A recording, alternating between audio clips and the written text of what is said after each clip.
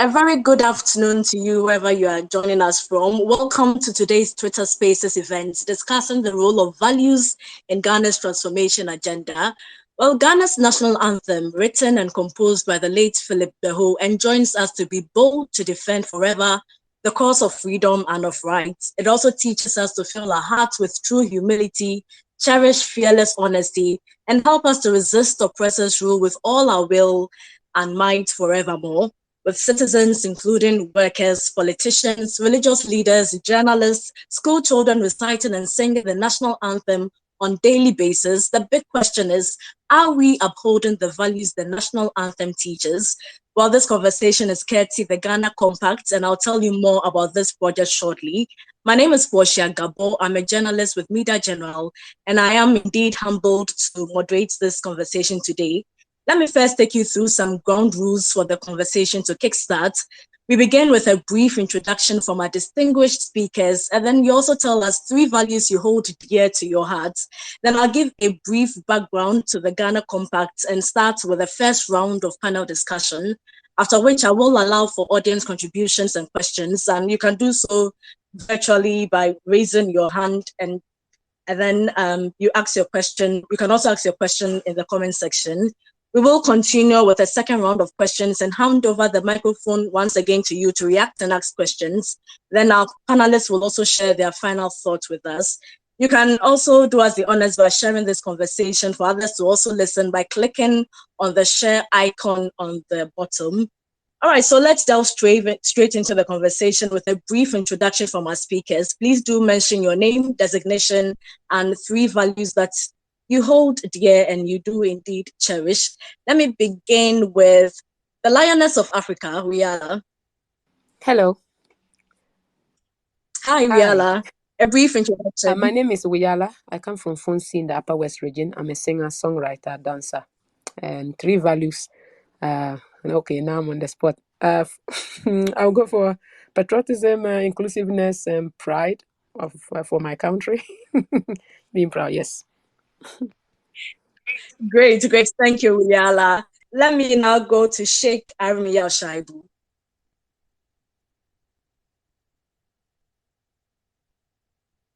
Hello, Sheikh. Can you hear me? Okay, while we wait for him, Madam Hajara Mohammed, a brief introduction and 3 values that you do cherish. Thank you very much, Portia. My name is Hajara Mohammed. I sit as a commission member at the National Commission for Civic Education. 3 values I hold dear: tolerance for divergence. Is 1, diligence and perseverance, and then dignity of all persons. Thank you. Great. Thank you so much. Let me now go to Professor Nane Kranyidoho, a brief introduction of yourself and 3 values that you do cherish. Thank you. I'm a researcher and teacher at the University of Ghana, and I've been involved in research, teaching, and policy engagement for 20 years. Honesty, commitment, and hope. Great, thank you so much. Dr. Yao Pebi, I've sent you a request to be a speaker. If you could kindly accept that so that we get your introduction as well. Dennis, I've also sent you a request. Please accept so that we can hear you. While we wait for them, I think those we have here have introduced themselves, our speakers have introduced themselves. So let me kickstart the conversation while we'll wait for the other speakers to join us. But before that, let me give you a brief introduction about the Ghana Compact. This program is courtesy the Ghana Compact. This is an initiative which seeks to set well-articulated and collectively agreed upon goals and targets for the country's governance, political processes, economic management, and policies of inclusion for the second quarter of the 21st century. The project is spearheaded by the Africa Center for Economic Transformation in partnership with leading policy institutes and civil society organizations in the country. So let me first begin with you, Sheikh Shaibu. I recall having a conversation with a junior high school student, and the issue of who a Ghanaian is featured strongly in our conversation. And interestingly, she said a Ghanaian is someone who has a Ghana card. We all loved it off, but you'll agree that being a Ghanaian goes beyond possessing a Ghana card or just being born in Ghana. What defines us as a people? What is the Ghanaian identity, Sheikh? Thank you very much, and good afternoon to all my colleagues. I'm very happy you made reference to the national anthem having to do with some very important values that you mentioned. But you may even go further and add the national pledge. In the national anthem, you will notice that a reference is made to a certain land, which we call homeland. Also, we said, God bless our homeland, Ghana. So this then distinguishes us as a community of people with a certain special identity. Where we survive and we reside and domicile is what we call our homeland, Ghana. If you take the national pledge, then it also mentions my motherland, Ghana as my motherland. So any person who either by dint of his original or origination or by citizenship accepts to identify himself as somebody committed to the nation we call Ghana, then he is a citizen of our country, and that is our identity. And the person must also reflect certain basic values that distinguishes him as a Ghanaian wherever he goes. Inclusive of that is the values that we uphold, the language we speak, how we dress, things that are of intrinsic value in our persons that we uphold, that makes us a different people. For example, as Ghanaians are known for their hospitality. Ghanaians are known for, let's say, love for their communities. Ghanaians are known for the hard work that they engage in. So these are the values that I will associate with the identity of Ghanaian, inclusive of others that we can mention later. Thank you so much, Sheikh. We've also been joined by Nana Ansakwa. Nana, thank you so much for joining us. A brief introduction of yourself, as well as 3 values that you do indeed cherish. Thank you very much. I am Nana Ansakwa the Fourth. I am a traditional ruler and also in the media, which is quite diametrically opposed as far as jobs are concerned. But I manage it, and it's a good topic today. Values, values, values. Nana, think... Go ahead, Nana. Okay. Values, I think you've chosen a very good topic, and it's one topic that's been bugging me lately. And it's bugging me because, I believe that we have borrowed a set of values which by its nature are not wrong, but it's not for us. Now, I'll explain it. You see, the average African, the average black man, we've been conscientized to believe that we were created by maybe a lesser God or Satan who's alien to us. And therefore, for us to be look good in the eyes of God, you must now take up either a Jewish or an Arabic background to please God. And you see, the difficulty or the trick is that the values of Arabs or the values of the Western world are not necessarily wrong on its own, but they don't fit into our divine making as blacks or as Ghanaians. And I missed a lot of Sheikh's introduction, but I got the end big when he was talking about the values of Ghanaians and what cuts across. And what cuts across to make us Ghanaians, what identifies us as Ghanaians, is the fear of shame. So Sheikh was ending with the Ghanaian hospitality. If you analyze deep, you realize that the Ghanaian hospitality was born out of the fear of shame, that if somebody came to your house, you don't want them leaving the house and taking any bad news outside.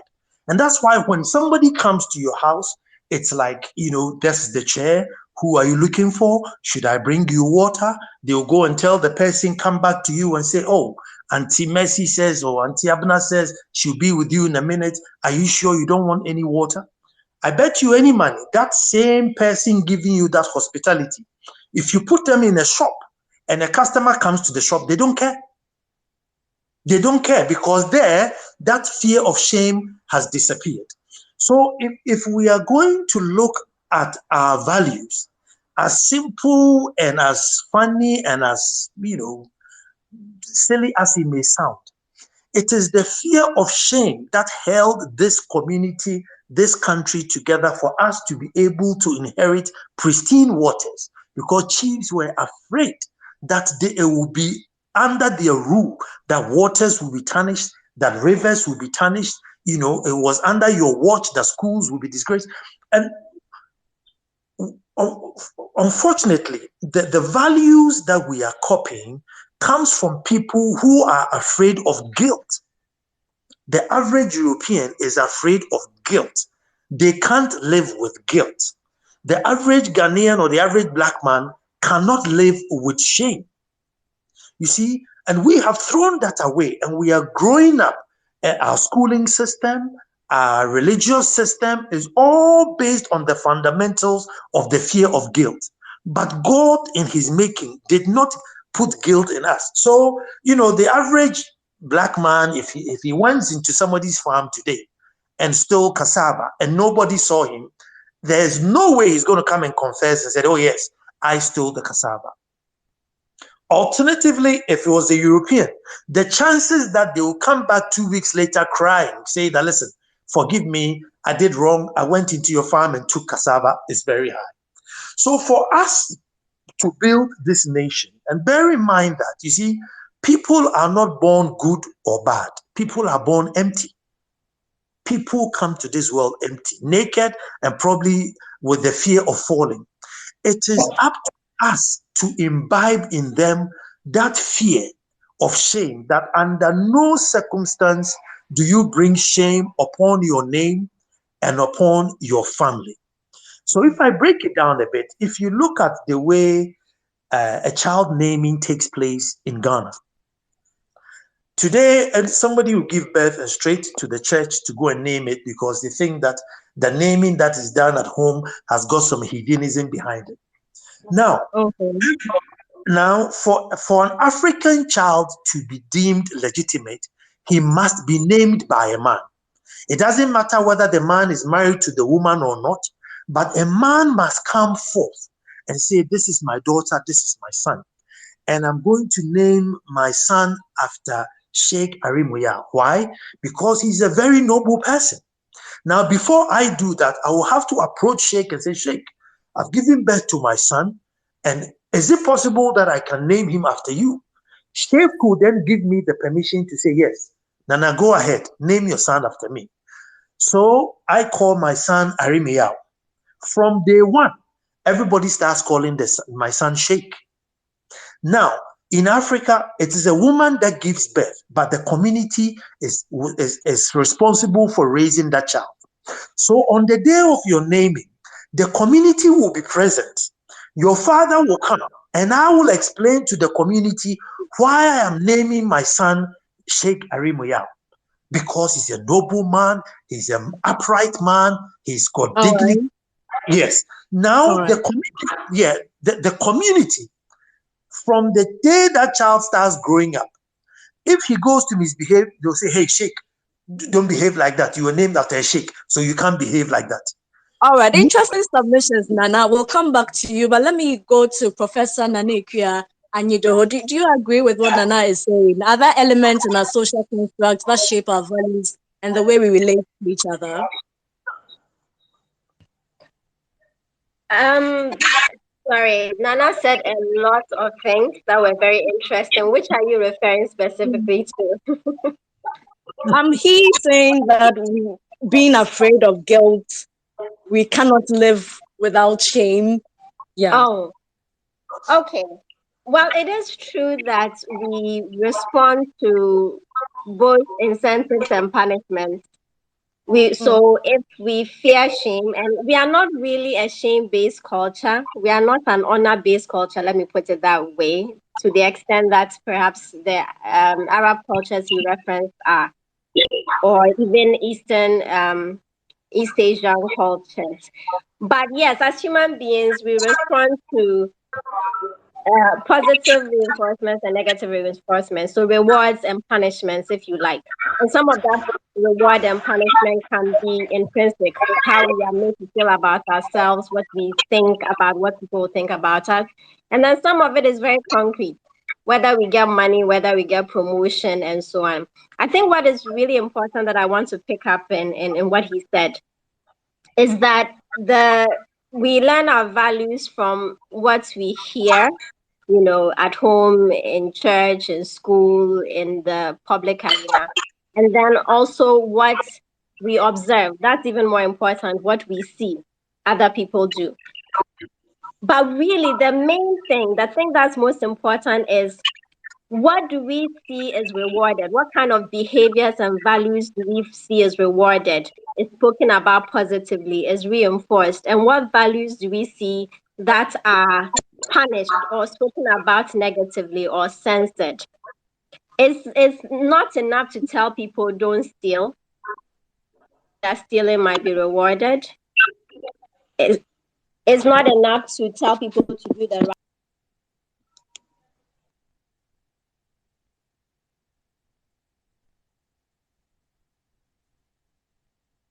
Hello, Prof. Can you hear me? I can hear you. Did you hear me? Okay.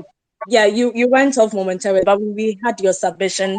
Let me now move on to the Lioness of Africa, Wiala. Your music highlights African values, beliefs, and traditions, especially respect for the elderly. Now, I saw something interesting on social media recently from Mr. Kofi Asari. He says that as a young graduate, his disrespect to Echefopua, GCB bank staff, cost him a UNDP job 7 years later. After being among the shortlisted 5, immediately he entered the interview room at Alisa Hotel. The man he disrespected 7 years ago was on the panel in full royal regalia, and he knew immediately that the game was over. He never uttered a word throughout his interview, and he kept fumbling and stealing gazes at him, hoping perhaps it wasn't him or his twin or a look-alike.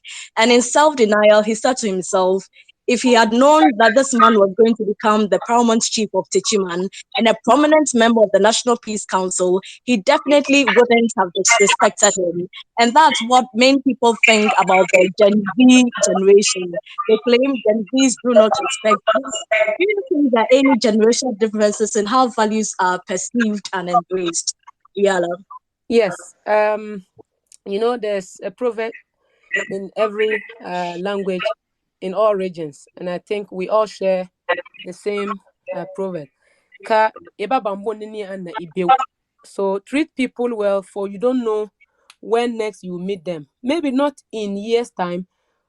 That's why in my community, when you are walking on the road or you are going out in your doing your normal day work, anybody you see, you just say hello. You don't have to stand and speak to them. It's a sign of respect. And the practical reason, for so many reasons, but the common reason we all give is, if you don't greet and you walk a bit and you fall, the fact that you didn't socialize by even saying hi, because that hi means peace already, they will not help you. Even though they'll help you, but they'll tell you, well, you didn't greet us, so why should we help you? You pretended you didn't know us. And that and those are cultural values and the tradition in various communities in Ghana. These days, we are losing that too as well. We see too many movies, different cultures, where young people or people can just mind, like, I'm minding my own business. This is me, my space, my this, my that. So values are very important. And as for me, as a creative person, I try a lot to put that in all my music. When I say patriotism, pride, and inclusiveness, yes, we see a lot of things happening around the world. You want to take some and include them into your life because they make life good and you develop. But you have to be very picky, because it's not everything you have to take and do it as you see it elsewhere, because elsewhere it works. But you have to be very honest with yourself. You are born in a community where greeting your elders are very important, where when your father is talking to you and you are definitely wrong, even when you are not wrong, you have to bow your head, because that's a sign of respect, because he gave birth to you, he gave you life, and you respect so that in future you will get it back, because we believe destiny will reward us when we are nice. And these are things that we follow that all help in peace, love, and unity among all of us. But these days, some of us will copy so much from wherever we are copying, and then you expect to behave like that in your own community, that will look at you and think you are going mad. And when they don't support us, we start thinking they don't like what you are doing. But no, maybe you are copying and presenting it wrong. But if you learn certain values, no matter where they are, pick the good ones and add to what we already have. And then be proud. That's what I talk about, pride. Be proud. Don't be ashamed of who you are. For being ashamed of yourself, you are afraid to dress in your traditional outfit when you travel abroad, because you think people are going to think you can't speak English. You are from the zoo, or you look Kuntai or some way. Even your own people sometimes will try and say, okay, now you are traveling, maybe you should dress, to fit. Sometimes if you dress to fit, it doesn't mean you are getting rid of your culture, because at the end of the day, from head to toe, you are who you are. But when it comes to pride, it goes even further. You don't have to apologize. And the language, the values, you take it out there, and don't be ashamed of yourself. Don't be ashamed of who you are, and put yourself down. So values for me are very important. I can go on and on and on and set examples, but yeah. Thank you, Wiala. Let me now come to Madam Hajara Mohammed, the Commissioner of the National Commission for Civic Education. And Ghana has for many years been a very politically polarized nation where progressively party interests are placed above national interests. And I know NCC, you play a critical role in reorienting many people. How can we rise above the noise and divisions and get citizens to put Ghana first? Well, thank you very much, Portia. The issue of political polarization in our country, whether perceived or real, transforming a politically polarized country into one with a national cohesion, where national interests come first, requires a concerted effort by all political leaders. And also civil society, and we the people ourselves have a role to play. And that's why I think this discussion about values that is spearheaded by the Compact is very important. To be able to do this, we need to promote inclusive governance. We need to encourage the adoption of inclusive policies. The winner-takes-all system of governance that we are operating maybe is having an effect on the way we see each other as political actors. We need to adopt inclusive policies and practices that provide equal opportunities for all citizens, regardless of their political affiliation. And I believe when we do this, even when my party has lost, I still have an opportunity to make an input. I'm sure we will be able to water down the polarization. And I think the media plays a huge role in what is going on, if indeed the perception that we are operating a polarized political society is something to hold on to. I mean, our media landscape in the mornings and in the evenings, when you take the early morning shows, for me, I think that the very early morning shows, when we have the children in the car, driving them to school, shapes our discourses for the day. And then it has an effect on how our own children growing up perceive what is going on in the country. You open your radio and you have the activists from opposite political divides in a heated argument or debate over issues, even though some very important issues of relevance to ourselves as Ghanaians. But maybe if we shifted the discourse from a heated political argument of who did what and didn't do what, who is supposed to do what and hasn't done what, to a more progressive, development-oriented discussions that centers on how we promote key values of, like Riala said, respect and patriotism. We may be able to shape, the discourse and involve our children from a very early age. So issues of civic education, we need to strengthen it, educating the public on the importance of national unity and the benefits of putting Ghana first is also quite essential. So for me, I think that if we accept the perception that Ghana is polarized, then we need to do something about it. And these are some of the things we should be able to do. We need to support community-driven initiatives and shift the focus from these debates to community-driven issues that connect people to common causes such as environmental protection, education, healthcare, and how to develop our infrastructure. I believe when we are able to do this, we'll be putting Ghana first ahead of our own political party interests. Thank you. Thank you so much, Madam Hajara. We've also been joined by Dr. Yaw Pebby. Dr. Pebby, briefly a quick introduction about yourself and 3 values that you cherish. Thank you, Patience. I'm glad I had some patience as a value because I kept being kicked out of the platform. Yes, my name is Dr. Yaw Pebby, and I'm a medical doctor by training and more of a leadership development person, executive coach. I founded an organization called the HUD Group, the Human Development Group, and it's 20 years now from scratch and in 25 countries, all continents. My 3 values I would say for today are integrity, excellence, and love. Thank you for having me. Thank you, Doc.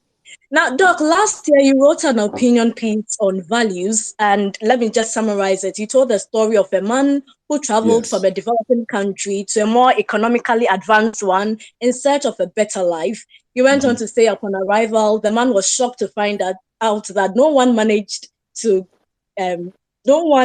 the local milk shop. Customers would take what they needed from the refrigerator, leave the exact amount of money for their purchase, and be on their way, and neither the milk nor the money was under lock and key. This would never happen in your country, you thought. The only thing that surprised the man more than the honor system of the unmanned milk dispensary was the price of the products. The milk was cheaper there, even though his country had more milking cows than people, and in turn produced more milk. How could this be? He asked. Then it finally hit him that the higher price at home included the additional cost of dishonesty and thievery. Can you expand on what you did write about, and especially on the commercial cost of values to a nation? That's right. Thank you. I took that angle looking at the commercial cost of values or the lack of values on a nation because it seems very obvious.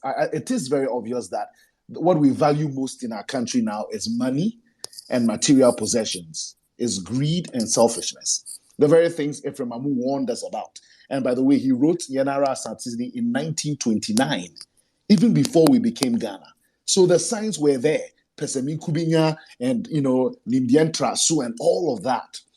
And so I said, okay, now we value money and material possessions more than anything else. So then let me write this op-ed in terms of how much it actually costs us financially when we don't have values. So the story you just alluded to, in the end, it hit the guy that it costs him more to get milk in his country than in the other country he had gone to because the cost of dishonesty of his people will pick the milk and won't pay, or they will not give the right change, etc. So in his country, locks would be purchased for the refrigerator and the money box. A worker will be hired to conduct the transactions. Another person or two will be hired as security. In addition, they need a CCTV camera. All of these then add up to the cost, the utility cost, the logistical cost, and inefficient, unreliable system. In the end, It costs more to buy one bottle of milk because of corruption. So what the man's society, his home country lacked in cultural values, it paid for dearly in economic value. So a country that has a higher standard of living, yes, it's having a lower cost of living as far as this bottle of milk is concerned, because we are paying for the dishonesty. I go and visit my son in boarding school, and almost everybody that comes to the school comes with a four-wheel drive. Why? Because our roads are horrible to get to the school. Somebody does the road and doesn't do it well, it gets spoiled, or it is not done at all. And so we are all buying four-wheel drives. It's costing us more in gas. It's costing us more, in running our lives. Now we need more money to run our lives. Then we are more corrupt. So it is costly financially not to have those values. In fact, Warren Buffett, who is one of the world's richest men, actually used to say that when he's hiring people, he hires for three things: one, intelligence; two, initiative; and three, integrity. And he says it is in that order: intelligence, initiative, and integrity. But he weighs integrity before the other two. Why? He says because the first two will kill you. If a person has only intelligence and initiative, that is drive, he will kill you because he has no integrity. He says if you're going to get someone with that integrity, then you want them lazy and dumb. I'm afraid that right now we have people in power who are intelligent and don't have integrity. And so we are being driven down the doldrums. They are not dumb, they are smart, but without values, we are in trouble. Without values, we are indeed in trouble. I'll come back to you, but whether it's indeed the case of we placing more emphasis on skills development and not values. But before that, I've been joined by Dennis. Dennis, I'll give you the chance to speak, introduce yourself, and then three values that you do cherish. Thank you very much, Portia. I was also struggling like Dr. Pebby to stay on the line. My name is Dennis Apiala Biampofo. I work in the student leadership space. I've been here for the last 12 years as a student leader. I was once SRC president of the University of Cape Coast. Currently, I work as president of the National Union of Ghana Students. Our responsibility is mainly to be the mouthpiece of all students in Ghana from creche to the PhD level. We work with several agencies, CSOs, to promote young people, promote education, and protect the welfare of students. My virtues or my values has to do with patience, hard work, and dedication. I think that, like Dr. Pebby mentioned, patience seems to be a value that is expensive. It's a value that we find it very difficult to give ourselves to. But I have learned over a period of time that sometimes patience really pays than being in a haste. Hard work and dedication, I can't say much about it. I'm sure that we will keep hearing them as the day goes by. So, Portia, this is the little I want to say for now. Yes. Yeah, Dennis, on hard work, too often we hear people say the youth are lazy, they do not want to work hard, and they are rather being used as pawns by political figures to perpetuate violence. How would you react to these things? I think that it is. It's also about the environment and the society you find yourself in. That would also affect how you view young people and their hard work. I come from a background where everyone is trying to do something for themselves. Every young person is trying to work hard. Maybe you want to take a visit to Makola, take a visit to KJTia, take a visit to Sunane, Tamale, some of our market squares, and tell me that Ghanaian young folks in Ghana are lazy. It's not true. I do not believe that. The few ones who do not commit themselves to hard work, they are just like any other society. We have young people who are driven by the things society rewards or praise us for. But then there are a chunk of our young people who are committed to doing well for our country. Our country is not run on social media. We run our country in our farms, in our markets, in our factories. That's where we are running Ghana. But unfortunately for us, as a country, we've not honored what is worth honoring very well. Most often, the frenzy, the hype, the noise, the applause comes to the floor when it is about how glamorous someone's life looks like. We've not honored academia enough. We've not honored research enough. We've not honored people who are doing very well in their chosen field of life, except those who are driving the V8, those who are splashing money.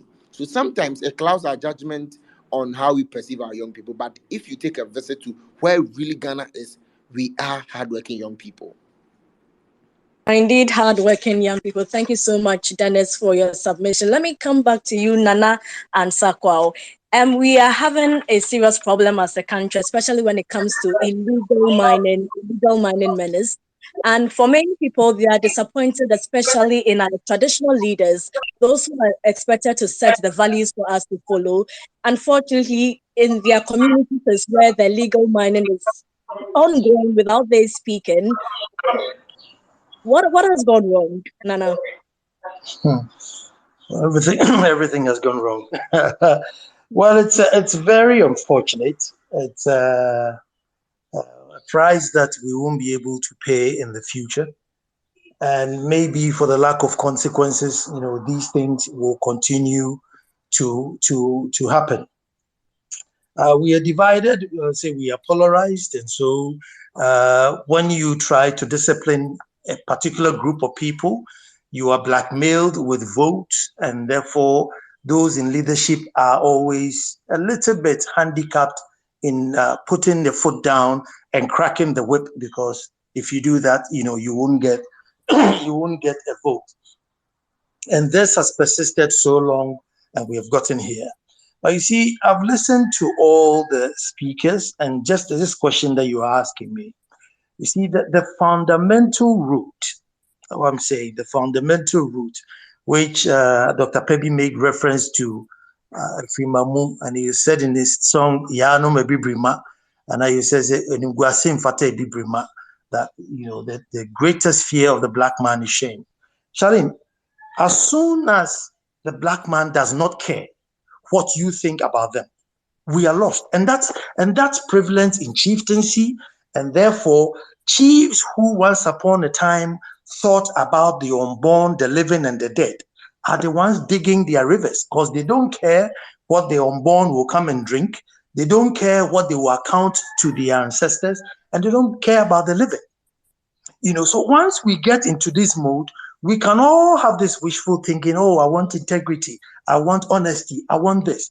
But we were all born empty. So unless when these children come, we make a deliberate effort. This shop with the milk where everybody walks in and pick the milk. I don't think they were born just knowing that you should pick the milk and pay for it. They were taught. And so it's the same applies to us. Unless we make a deliberate effort to groom the average Ghanaian, to make them Ghanaian, we will become what it is that we are today, that we can identify. Because it's a shame that the custodians of culture, custodians of land, unfortunately for Ghana, chiefs own 80% of the land. And so once you own a lot, the greater responsibility should have actually been on the chiefs and not even government. But look at what we are doing. Very embarrassing, very shameful, and yet we are not even ashamed. The same chiefs whose rivers have been polluted are riding in palanquins and displaying affluence and driving in big cars without a care in the world. Now, gone are the days when even your ancestry and your future generation would have been affected, like the gentleman who went to an interview, and because he was rude some many years ago, paid the price. Unless we go back to that sort of system, everything we are talking here about values become wishful thinking. So we must instill in the new generation a sense of dignity, which comes from protecting your name, your family, your country, your community. You must, as an individual, kill the sense of impunity out of you. But if it's crept into chieftaincy, then you can imagine the average Joe who's walking on down the road. They'll be completely rotten. So it's a very sad situation and a very good topic, and I hope that it doesn't end. Yeah, thank you so much, Nana. We need a deliberate effort to groom the Ghanaian. Let me come back to you, Sheikh Ami Al-Shagbu. Now, Ghana has been described as a highly religious country. In the 2021 population and housing census, 19.9% Muslims, over 70% Christians, and 3% practicing traditional religion. Our mosques do teach on values and morals, yet corruption keeps thriving in the country. Why is this so? Thank you very much. And it is one of the actually contradictions that engages my attention personally. In a country that, by my estimation, we are more than 90% religious, whether Christian or Muslim, and indeed, including our traditional religion, which are underpinned by sound beliefs and sound values that are supposed to influence our general living. And yet you can see that we have become a country that is so corrupt, so dishonest. In fact, you can associate it with all the negatives. Backbiting, we pull ourselves down. We don't love our nation. We have lost our sense of communitarian spirit, and so on. And yet when we go into the churches and the mosque, we talk about love, compassion, hard work, and all those things. So there is a certain gap actually between what we are preaching in our churches and what is our real life situation. But there is something that I wanted us to really give attention to, having listened to all the speakers, and I think it still connects with the question you have asked me. The extent to which we have internalized this concept of motherland, the concept of homeland Ghana. These are references to our national consciousness, which should be the basis of our upbringing and how we mentor young people. As the old, fade away, we are now faced with a situation where young people are growing up with a complete loss of a sense of our national unity. The way in the African sense we say, I am because we are, and we are because I am. And this finds expression in Ghana in the way that we relate the noble system that we have, and the hospitality that we have. These are expressions of those kind of beliefs that we uphold. Religion comes in to enhance these values that have been with our original people for all this time. But unfortunately, the situation has changed. So what it means is that there is a disconnect between our true religiosity and our real life situations. And I think that a lot more work needs to be done. But the internalization of our consciousness, our country as our motherland, our homeland. And if Amos song, which is a Hiara Hiasasi, or where we say, or money yememan, or money yememan. All these things are pointers to the fact that we accept ourselves as people belonging to a certain common identity, and we have certain common values. Those values are lost, and the religious communities also have lost it, in my view, because we have not been able to allow the fullest expression of these virtues that helps us in enhancing our national development. And the consequences is what we are facing now. You did say that religion that does not give hope is empty. It is just fashionable. Are we practicing fashionable religion in Ghana? Is that what you see? In fact, that is what I see completely. We make public show and public fashion of religiosity without spirituality and righteousness. And that is a gap that need to be filled in. And I call on all my, fellow those who work within the domain of religion, that probably we need to look at it again, so that when we are able to bring to bear the religious virtues, Christianity, Islam, traditional religion, and we bring it to add to enhance on our already existing virtues as Africans, as Ghanaians, as Africans within our traditional ruling, respect for the elderly is something that is well cherished. That is why they say that it is sure to show respect. Akwada hu ninsa kokora onu penifo didi These are very deep. These are very deep.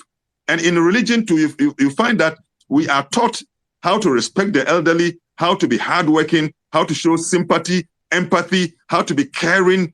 But now, if you look at our politics, our politicians are almost all of them are Muslims or Christians. Those we find in our political authority are either Muslims or Christians. Why are we losing it? We are all caught up in the vortex of corruption, laziness, dishonesty, lack of loyalty to our nation, lack of patriotism. And yet we all the time, every Sunday or every Friday, we make public show of our religiosity. And I think that sometimes, excuse my language, I feel ashamed that we make such public show of religion and there's no progress in righteousness and spirituality. Thank you, Sheikh Armiel Shaibu. Let me come to Professor Anyi-Doho. In your opinion, what role should our nation's values play in shaping policies and decision-making processes? Well, since policies are the heart, at least fundamentally, policies should be about what makes us better as people, what supports our well-being, our human flourishing. The values that we hold dear should be reflected in the policies that we make, and those policies should go to trying to support those values in us. And I just want to say again, and I think this is something that other speakers have talked about, the way that we structure our environment to reward the good values that we want to promote and to disincentivize the bad values is really important. I think that policies in a lot of ways can shape that environment to reward good things, to reward good behavior, good values, and to disincentivize bad values. So that's the link I see between values and policies. Oh, thank you so much. Madam Hajara, is it the case that we focus too much on intelligence, skills development to the neglect of values? And if that's the case, how can the NCCE help? Yes, Portia, you hit the nail right on the head. It's very important that as we place premium on intelligence and academic laurels, we ingrain the values we hold dear. So, for instance, I don't remember learning civics in school, but I learned growing, some people that are ahead of us say growing up, they learned civics in school. So how come we no longer have civics as part of curriculum, but rather have religious and moral values? I'm by no means playing down on the importance of religious and moral education. Sheikh is concerned about how religious we have gotten, yet we see all the rot that there is to see in our society. Is it that the inclusion of religion and moral in school is not really doing what is expected of it to do? But maybe when we include civics, add civics to the religious and moral education, then the values that we have so left behind will be added to religion and morals, and then we'll be able to make progress. So for me, I think that the NCC has always advocated, and I will add my voice here, and organizers of the compact, that as part of the final advocacy on the compact, we should call on the GES to think through reintroducing civics in schools, so that from a very early age, and I'm happy Nooks is also here, from a very early stage, we will be teaching our young ones all these values that we are talking about. So, for example, these days, you hardly hear parents speak their local languages to their children. We are all struggling to speak English. Sometimes you are working in Makola, Malamata Market or Nima Market, and you hear mothers struggling, Oma English, papa, and then they'll be struggling to speak English to their children. You wonder what has happened to our local languages. Meanwhile, as part of our values, a lot of our values are ingrained in our local languages. Like Nana alluded from the beginning when he started talking, Our naming ceremonies, when you follow through, have a whole lot of value lessons leading in them. And so are our languages. So I think that for us at the NCC, we've always advocated for inclusion of civics in our school curricula so that from a very tender age through to the tertiary level, we should be teaching civics and teaching the values of patriotism and values of respect and hard work and honesty to our school children. Thank you. Thank you so much, Madam Hajara. Let me now come to Riala. How can we use the creative space to bring about the mindset change that we need?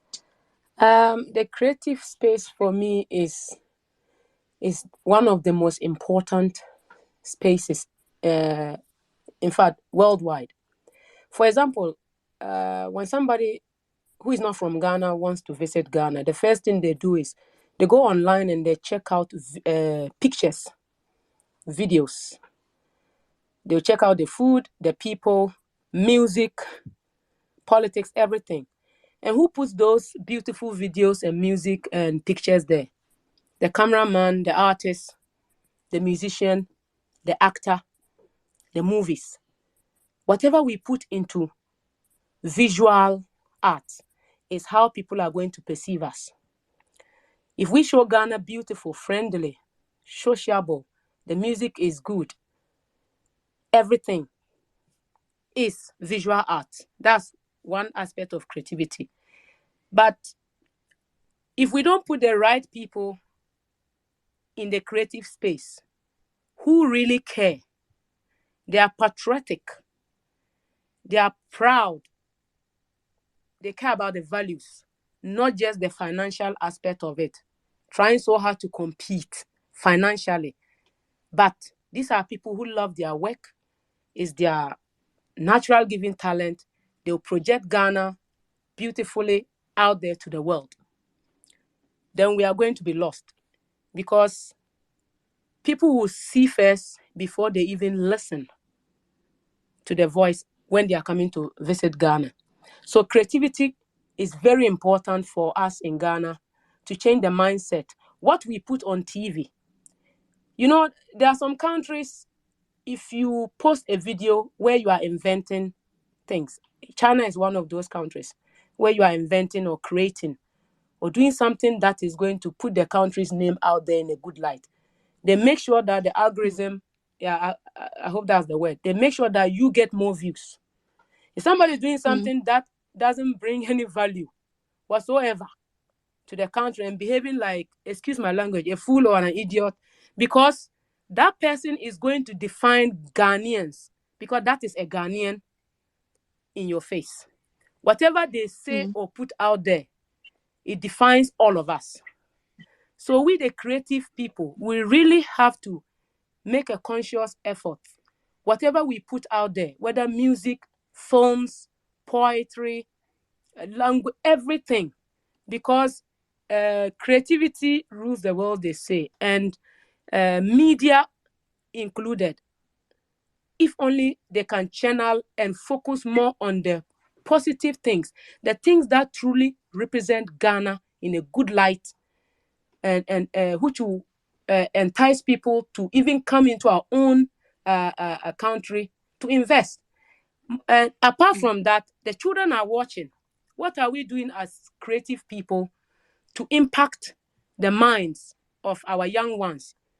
So that even if you can't go around the whole country to educate people through your creativity, but what you put out there, because nobody is born with no brain. We all have brains and all that.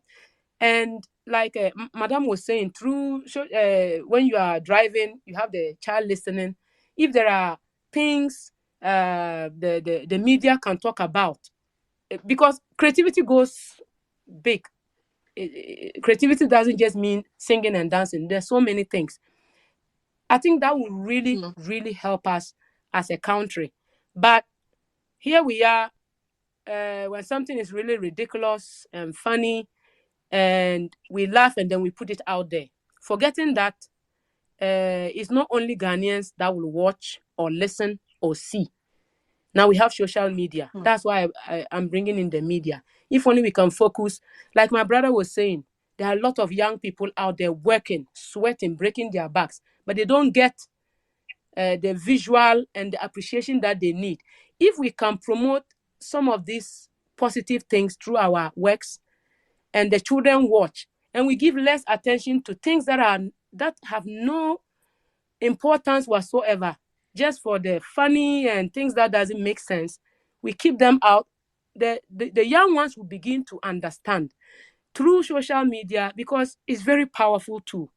Let's put the right people in place. For example, I'm just going to go just set an example. So you have something that, for example, let's say Ghana Music Awards. At the end of the day, you award somebody that you all look up to, that is Artist of the Year. Then you look at the genre of music that artist is doing. Is it really Ghanaian? Is the person really representing us? Does the person sing and put in values, culture, whatever it is, in their songs? You want to award Film of the Year. Does that film really speak to us as Ghanaians, so that when somebody watch it outside Ghana, they'll know this is Ghana? Thirdly, about the shame. Don't be afraid to put out our problems through our creativity. I have seen movies outside Ghana where, yes, this is the problem they had, but they themselves managed to solve it. When we put all these things into the movies, we don't only show our culture and everything, but it also shows our level of intelligence and how we are managing to solve our own problems. Yeah, you watch movies here and you see how they are going about it. And I'm thinking, why can't Ghana do the same? And these are the most important areas. I mean, the most important areas that put Ghana out there creativity-wise. So, but if you have the creative industry and you just put people there who are only interested in making money, they will do anything for the money, then we are lost.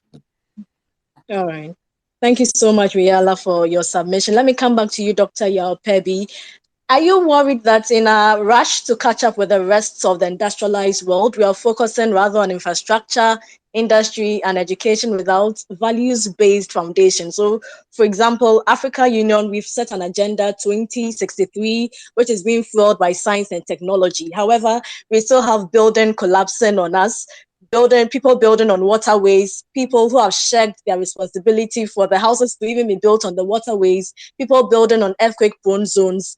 Lateness is now Ghana man time, snatching of ballot boxes during elections. What is the use of developmental progress without placing emphasis on norms and values? Dr. Pebby.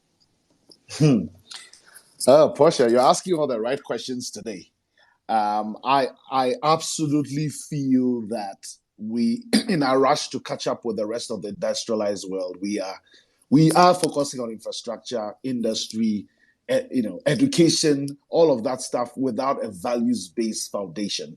And all of it will come crumbling down without values, because our values give us a moral compass. They show us true north. Look, for example, there's a lot of STEM education, STEM. As if STEM is going to solve all our problems. But I keep saying, what is STEM without roots? What is a stem of a plant without roots? STEM, or any other body of knowledge, law, medicine, name it, must grow from a deeply rooted network of shared social and cultural values and norms. Otherwise, like you rightly said, patients needlessly die. I can tell you as a doctor that more people in Ghana die out of valuelessness than out of medicine. Shoddy infrastructure inadvertently doesn't matter. Hello, Doc. Yes. Yeah, continue. We lost you momentarily. Sorry. Continue. I was saying that, without that deep rootedness in cultural values and norms that are shared as a society, patients would needlessly die. I can tell you that most patients don't die in Ghana because their disease is incurable. It's because somebody has chopped the money that is supposed to use to buy a certain drug or to procure a certain equipment. Or some doctor is not at post. He's rather doing galamsey somewhere, or locum somewhere. It's the lack of values that are killing us. Our shoddy road infrastructure is not because we don't have people who have gone to tech and learned how to calculate the thickness of a road and they don't know E equals MC squared. No. Buildings will collapse, common funds will be looted, justice will be denied if we think we can build a culture or can build a civilization without values at the foundation. Ghana really is at a crossroads, not just economically, but culturally, socio-culturally. And I hope that we realize that all our schooling is not going to save us if we do not have a values-based society. Thank you so much, Dr. Pebby. Very shortly, I'll be allowing you to ask your questions. Do prepare. But before that, let me come to you, Dennis. How can we make space for and empower young people to take up leadership positions and have their say in shaping the future of the country? Dennis? Dennis, you went off. I've sent you a request to join, but oh, okay. While we wait for Dennis, I'll just give you a little brief about the Ghana Compact. And over the past year, leaders of major policy institutes and civil society organizations, supported by leaders of several prominent national institutions, traditional and religious leaders, and business executives, have come together to promote a consultative dialogue to prepare a compact for Ghana's political and economic transformation. It is intended to help Ghana chart a better path, one that will improve democratic accountability, deepen political discourse and debates, and engage ordinary citizens to address four critical challenges to the country's progress towards economic transformation. And Dennis is not back, but at this time, I'll allow you to ask your questions. If you have any questions, please feel free, address it to any of our speakers. Jonas, you want to ask a question?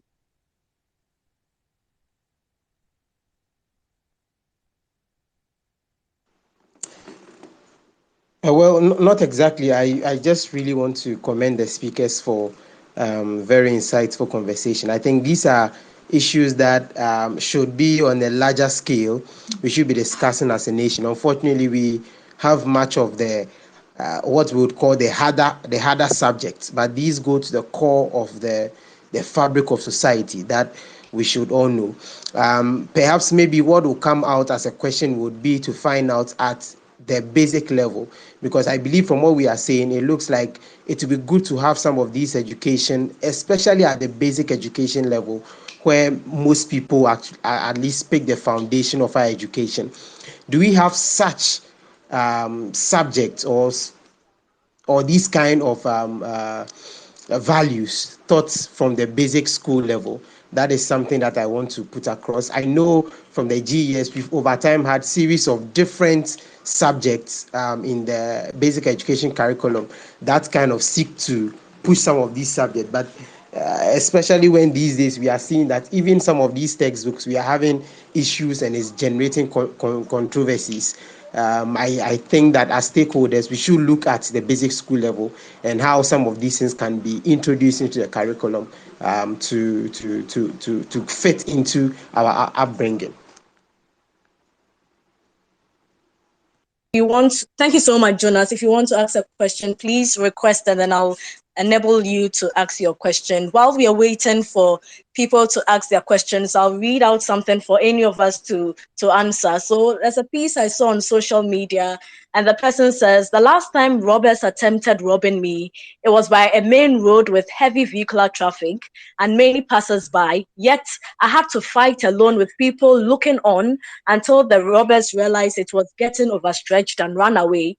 Thankfully, they had no weapon and didn't get away with my phone, which was the target.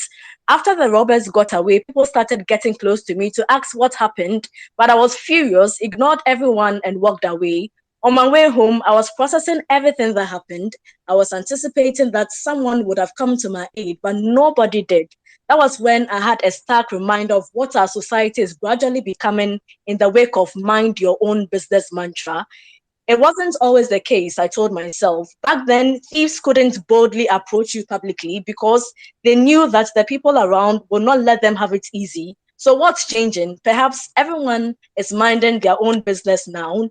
I've written a post on why, as a society, asking people to mind their business is more of a disadvantage than advantage, especially when we are social creatures who have thrived without going extinct because of our interaction with one another, especially in the face of unlimited chaos. If people minded their business, books would not be written, discoveries will not be made, medicine will not be manufactured, etc. So my question is, at what point should people mind their business?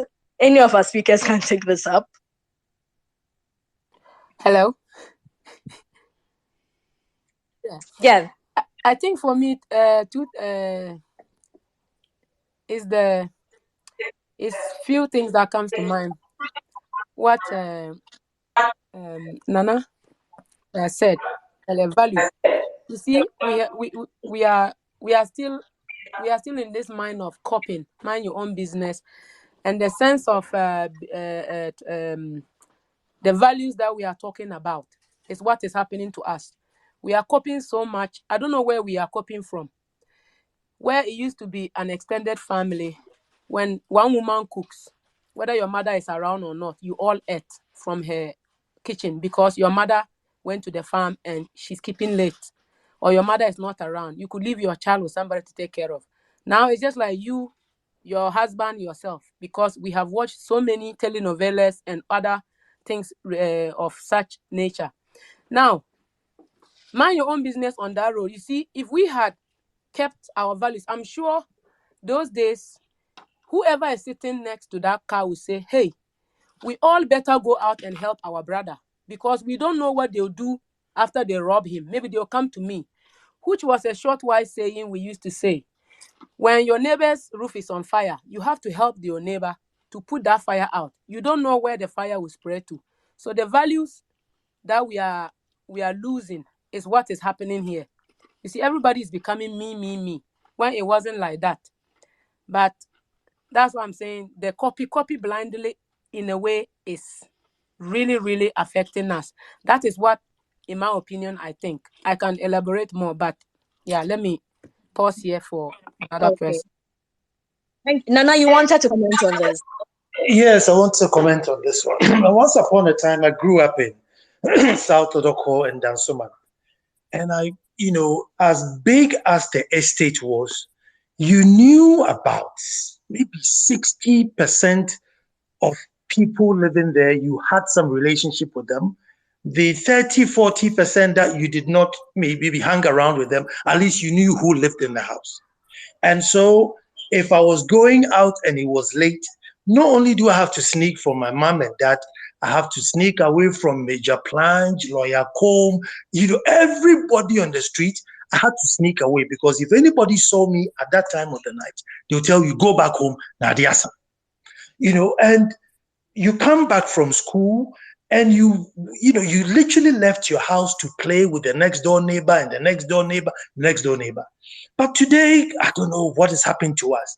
Everybody, you have children who go to school.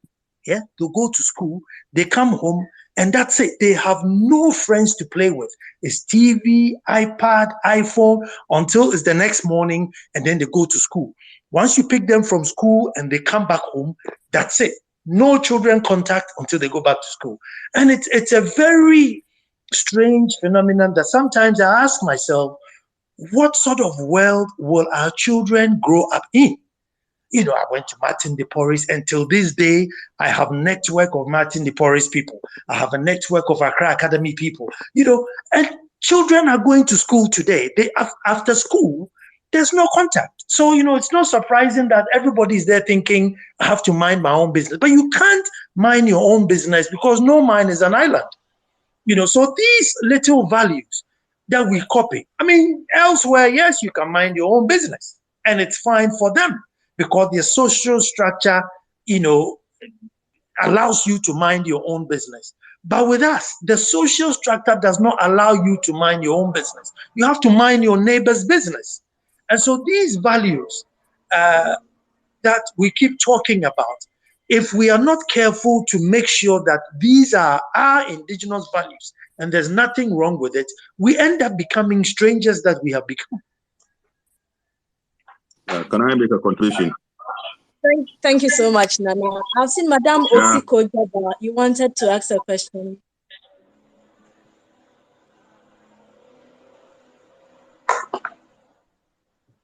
Oh, Sheikh, please go ahead. Yeah, okay, thank you. Thank you so much.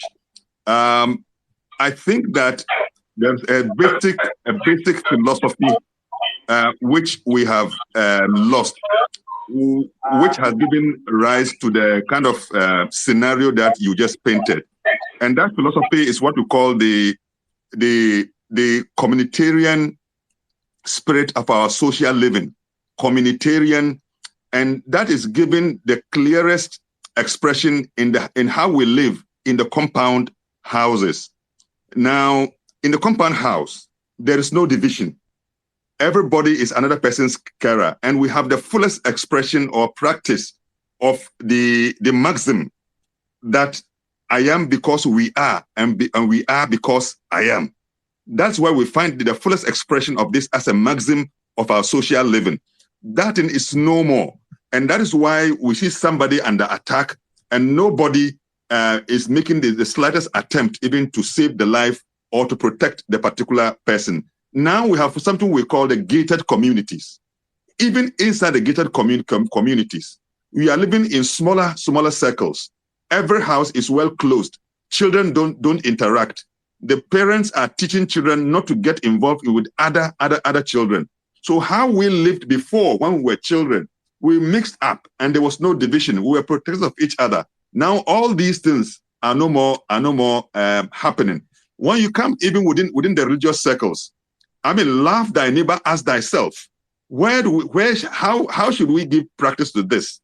In Islam, it also says you cannot be a full believer if you do not love for your brother what you love for yourself. So neighborliness has also broken down. And that's why something we have lost completely. That is why you see the scenario you have just painted. You see another person suffering under attack, and no one wants to go there. Finally, we talk about courage as one of our attributes as citizens of Ghana, to be courage to fight the ills of society. Now, everybody keeps silent when you see the wrong being done, because if you speak, you will be labeled, you belong to this, you belong to that, or when you go further, you are going to be hurt. So we are unable even to explore all the channels by which we can really seek redress to somebody who finds himself under a certain kind of attack. I think that I agree with the doctor who speaks eloquently about how we lost our values. And because we have lost them, we are attracting so much suffering to our own selves. And we really need to sit up and see what we can do.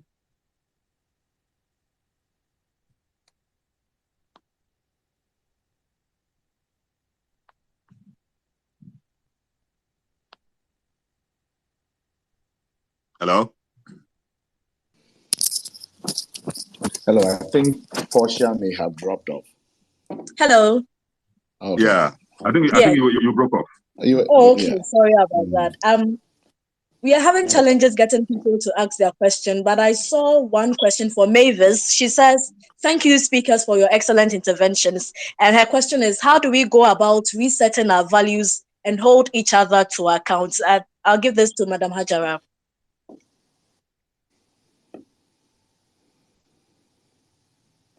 Yes, thank you very much. As I indicated earlier, for us at the NCC, we advocate reintroducing civic education in schools from a very tender age. And then that means we should add, like we have religious and moral education, we should make civic education a part of our school curriculum. And in addition to that, we are calling for support for the level of work that we do. So certain flagship programs that we have, for instance, the annual Citizenship Week or the annual Constitution Week that we have, I want to believe a few of us here, they have encountered some Ghanaians coming into schools from the basic schools somewhere in May, April, with civic messages to have face-to-face interactions with young people on Ghanaian values. We do this every year. We've been doing it for the past 12 years. We call for support from GES to entrench this in the schools, make it an annual part of the school calendar, that every May, April, we get the support from GES to come to the schools. The private schools are very welcoming also on this project. And then we have what we call the Project Citizen, where we go to secondary schools. By the way, in the secondary schools, we already have our civic education clubs. So they pick a topic that is of concern to their community, where we look for solution. We do a presentation and then they proffer solutions. Sometimes they come up with very brilliant ideas. You go to corporate Ghana looking for support to be able to implement the outcome of their research. It becomes very difficult. So there are ways we can do this. We need the support of civil society. We need the support of government in terms of funding and logistics to be able to make an impact. Thank you. Okay, I was going to come to that because many people feel the NCC is not really living up to task and rather sleeping on its job. But you've talked about the funding challenges, and you're hopeful that when you come to corporate Ghana, you get the needed support to carry on your duties. Thank you so much, Madam Hajara. Let me come to Professor Anyi-Doho. We've seen how nations are destroyed by war and its effects. We've seen how nations are destroyed by gun violence, drugs. But some people, they think there is a silent destroyer of nations because much attention has not been paid to values. Do you think that if we paid more attention to values like honesty, empathy, assertiveness, thinking about the vulnerable in our society, integrity, then we do not need to bother ourselves with greed, corruption, since it has been tackled at the roots through values? Do you think so? I think you've made a statement that makes a lot of sense. So yes, obviously, the roots of the things that you talk about, the drug addiction, the wars, and all the vices that can bring a society down, are at heart questions about values. What are we taught? What do we hold dear? What are the things that we think will make our lives fulfilling? What are the things that we seek? What are the things that we pursue in the pursuit of happiness? I think if we did pay more attention to those things, we would be better off. And I know this sounds funny coming from a social policy person, but I also have a development psychology background. And really, I approach my policy in terms of what makes sense for human beings, what will make our lives better. So the pursuit of GDP at the expense of ourselves, at the expense of our waters and our forests, those are not the things that will make us happy. If we are pursuing happiness and meaning in life, there are things that we should look to. The things that you said, the kindness, in fact, the things that we've all said, kindness, honesty, patriotism, love, charity, all the good things that we are supposed to be taught in our churches and our mosques, and apparently we are not being taught well enough, or we are being told these things, but what we see outside, like I said, what we see as being rewarded is different. And I really want to come back to this because I think is incredibly important. I've seen young people go from my office where they've maybe spent a year of national service, learning, seeing that, you need to work hard, you need to be committed, you need to be honest, have integrity. And they go into the real workspace, if you like, and immediately lose hope. So the way that we what we decide to reward, what we value, what we praise people for, I think is really, really important. There's no point continuing to tell people to do the right thing if they're going to be laughed at and told that they are idiots for doing the right thing, or to be punished for doing the right thing. Okay. Thank you so much, Prof.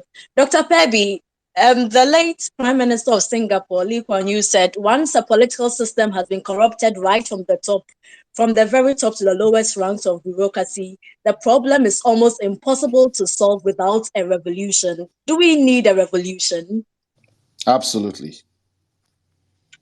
We do need a revolution. The issue, though, if we've all studied a bit of the history of Ghana, we have had violent ones with military hardware, and we have shed blood. We have, as students, marched and said, "Let the blood flow," and yet here we are, 40 years later, almost back to square one. In fact, I heard the NDC flag bearer, former President Mahama, saying a few days ago that the situations in the country right now that resulted in those revolutions, etc., are even worse than back then. Whether they are worse or the same, we do need a revolution, but it'll have to be a revolution of the mind and the heart. Because if we change external things about us and the mind and the heart are not renewed, nothing changes. It's like catching a pig and then you scrub the pig with blue omo. You put on the pig perfume, CK1 perfume, and put on it an Armani suit, and all of that. It's still a pig. It will run out and look for the dirtiest mud and just go and lie in it. So the question is, how do we change from the inside out? All right. I mean, those of us of faith, we know that Paul writes, for example, to the church in Rome, and he says, "I want you guys to be transformed." But he says, how are you going to be transformed? He says, by the renewing of your mind. Yes, we need a revolution, but it's got to be a mental revolution. Like Bob Marley also said, right? It's got to be from the mind, that emancipation of our minds and our hearts. And here is where I want to put in one or two solutions, just like Mavis was asking. Number one is we need education rather than schooling. Mm. Schooling and education are not the same. Mm. There's a lot of what a friend of mine calls education. The head. And so we have people who know algebra but take bribes, or people who know the law, but are being investigated by the Supreme Court, for corruption. Education involves the head, the transformation of the head, yes, the hands, yes, skills, and also the heart. The heart. If we do not train our hearts, it is not education. Call it schooling. And think about a university like Legon, our premier university. Think about Legon's motto. Legon's motto is not more intelligentsia. It's not academia procedamus. Legon's motto is integritas. What is it? Whatever. It means proceed in truth. Integri procedamus. Integri procedamus. It means proceed in truth and integrity. And by the way, my grandfather wrote the anthem for Legon. All right, arise, arise, O Legon, defend the cause of freedom, proceed in truth. Why would an academic institution have a soft thing, if you like, a hard thing at the heart of the university? Because all your academics is nothing without values, especially of integrity. So we need to go to education rather than just schooling. And by the way, education means that we are training our minds and our hands and our hearts. Training that I served as a UN peacekeeper in Cote d'Ivoire for a year, and I saw the civil war there. Let me tell you, it's not just ammunition, like you were saying, Portia, that destroy a nation. Mm-hmm. If we get these values wrong, we will, instead of collapsing out of external violence, we will implode out of internal valuelessness. It is on the horizon. And so we need this mental revolution. The French call training formation. If you're going for training, say you're going for formation. And that is what training is. Training forms you. It forms you. So we shouldn't expect that the youth will be just formed. If they're just sitting behind screens and just watching YouTube and TikTok and people shaking their buttocks, etc. There's got to be a formation of the minds and the hearts and the hands of our people. And that takes intentionality. I want to challenge the leadership of our country, political, educational, traditional, like Nana here. There's got to be intentionality. Leadership doesn't just happen. There's got to be, let's stop the tomfoolery, forgive my language, because we are building a society here and it doesn't come together automatically. We won't have a big bang and then Ghana is what it's supposed to be. Kwame Nkrumah, for example, knowing that we were bringing together Gas, Fantis, Dagomba, Shantis, etc., he intentionally built the nation. You know, my grandfather tells me, for example, Nkrumah will call him. Nkrumah will say, you guys do certain kinds of music, create certain kinds of art forms intentionally to make us a cohesive society. That takes so much intentionality to grow a society. Let us stop this autopilot we have put our nation on. And our leaders themselves must set the example. I'm talking to myself too. I will not expect values from my children that I don't keep myself. We need to exemplify those values. And like Professor was saying, we need to reward those who are living by these values and punish those that are not living by these values. Otherwise, Hazakis. Thank you so much, Dr. Pebby. That's a question from Kakra. If you have a question, please type it in the chat box and I'll read it for our speakers to answer. Kakra says, please, how do we bridge or reconcile the gap between the current corruption at the top and teaching values to the younger generation so that they can be successful in upholding these values when they are older? Sheikh, would you like to take this up?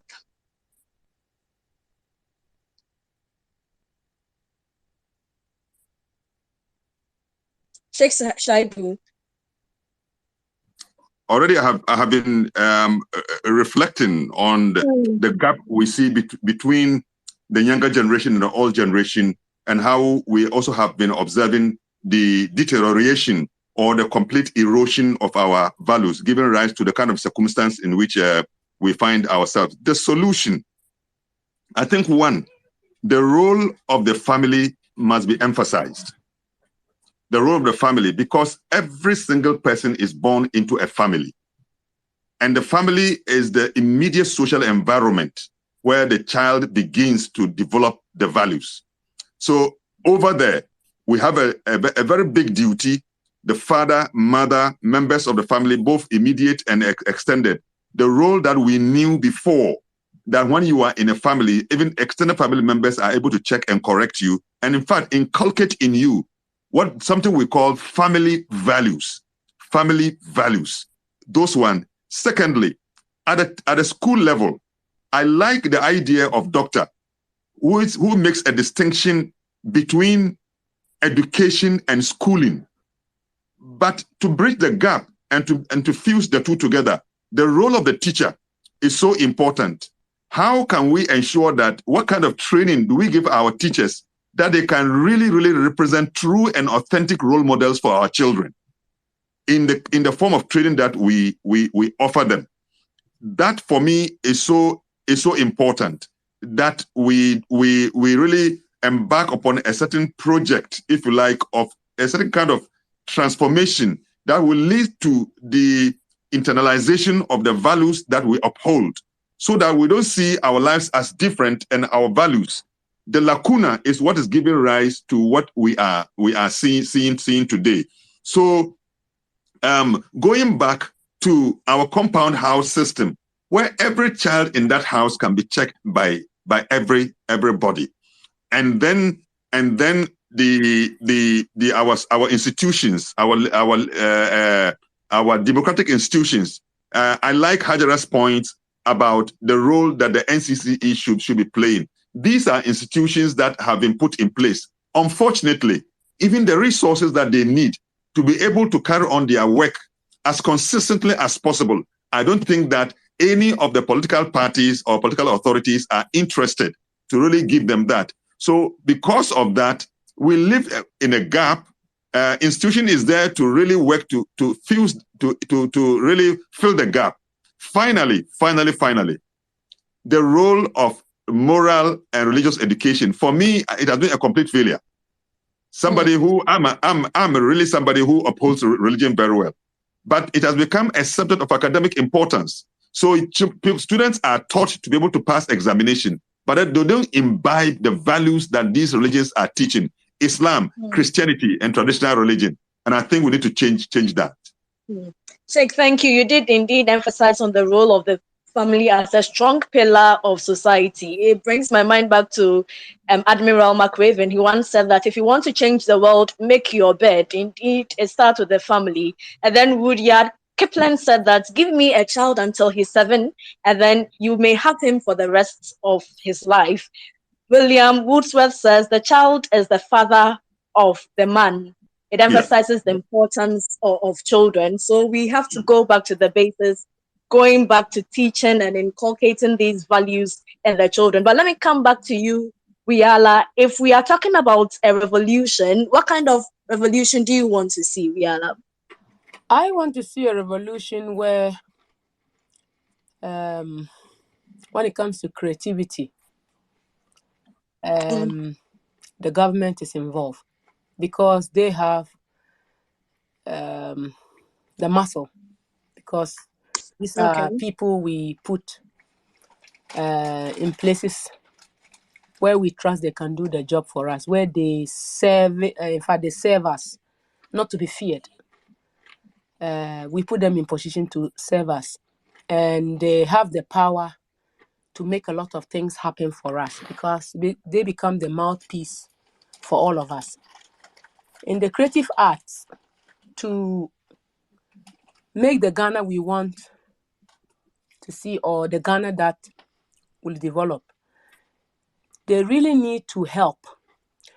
I've been to countries, Switzerland is one, where when you are an artist, you can actually write to the Council of Arts in your department to support you financially to take your career to the next level. Of course, they are going to look at the proposal, and in the proposal, it has to show that you are doing this not just for your own interest because you want to make money, but it's going to put your country out there to the rest of the world to see in a positive light.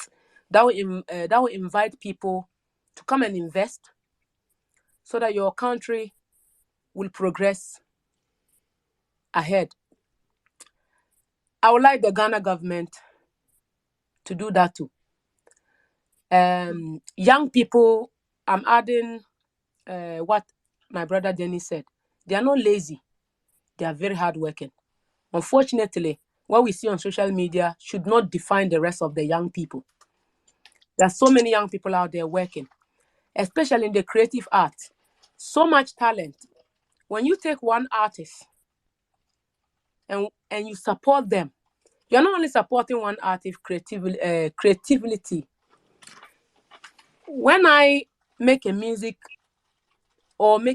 video, or I write a song, by the time I finish writing the songs and I'm going to perform them, I need dancers, I need choreographers, I need video cameramen. So my talent is really broad. It extends. If the government can support a talent like myself, because I have been to other countries where there are artists the same age as me, whether male or female. If they can get grants like that to not just support their own, but also put their country in a good light, why not? So for me, when it comes to the creative art, and I am speaking from the creative art revolution, we need to do more, and we can't do it individually. Everybody must be involved. That includes the government, our own communities. Let's purchase what we have. Let's value our own people. Let's support our own people, especially the young ones. There's so much energy that when you don't support the young ones, you demoralize them, and they are not happy doing something else that they know they are not very good at. So you see them not very active, and you can mistake that for laziness. They are not lazy. And sometimes you're going to mistake them for wanting everything quickly done because maybe they're in a certain situation that is not the situation they want to be. So whatever comes their way, they're going to grab it quickly. And the systems are not well managed that we young people can even trust in the creative industry or whatever, that we are grabbing quickly because we feel like right now we have the energy. And if we don't grab as much as we can grab and we get older, that's the end for us. So for revolution and all that, please, we need support from everybody. Mother, father, parents must understand that you give birth to us as young people. So you do owe us a lot of support until we are on our own to stand on our own feet. Government must put infrastructure in place that will help the young person. When you go to school, the motivation that you get when you go to school and you come out and you graduate, what they have promised you after university is there for you to go and work. Not when you come out, you are now looking for a job and you can't even find it. And now everybody must run to other countries to go get jobs. Nurses are running. Doctors are running to other countries. Why? Because their infrastructure and systems are working. So since we are very good at copy, let's copy the good things better to develop our own country. Creativity, when it comes to the creativity side of things, because I believe creativity rules the world and it can swallow a lot of us in one way or another. And also when it comes to creativity, I think as Ghanaians, we must always, let's learn to celebrate what can make our nation great and strong. Because the young people are watching, they are more practical than when it comes to theory. Let's always put that in mind. Whatever they see, they will practice. So whatever you celebrate, young people will do that. Whatever you don't celebrate, they wouldn't put that at the top of their list. Thank you very much. Thank you so much, Riala. Let me come back to Nana Nsakwao. You once said that one of mankind's instinctive needs is respect and recognition, and we expect this at all levels of life. Without this, we will not show remorse of our negative attitudes towards you. Unless the nation provides us with this natural need, a good number of us will be here in body, but not in spirit. Is that what you see? That many of us are here in body, but not in spirit in Ghana? Well, sadly, that's true. Because, I mean, I think the 20 census or something, and I mean, there were like 33% of the youth that, just are here because they don't have the opportunity to leave. And I thought that was a very scary, figure. I mean, 30%, of the youth, able people who can work, are only here because they haven't got visas to go away. And yes, everybody needs that recognition. And once they don't get it, they become something else. So I think as a nation, it's one thing. And I like the conversation. And if I want to pick bits and pieces, I think Doctor was talking about intentional and was talking about education.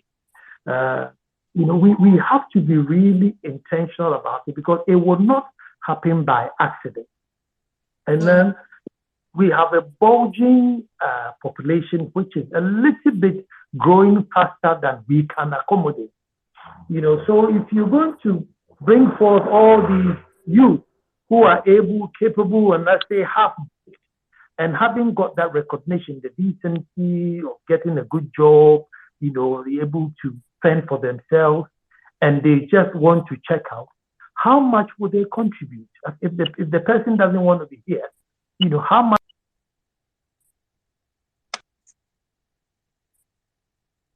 Hello, Nana. Hello. Yes, please continue. We lost you briefly. Everybody putting their shoulder to the wheel so that we can move. And yet these are the same people who want to check out. But let me say that, you see, we keep talking about the Bible, the church, the Quran, the mosque, but the morals of a people comes from their ancestry, whether we like it or not.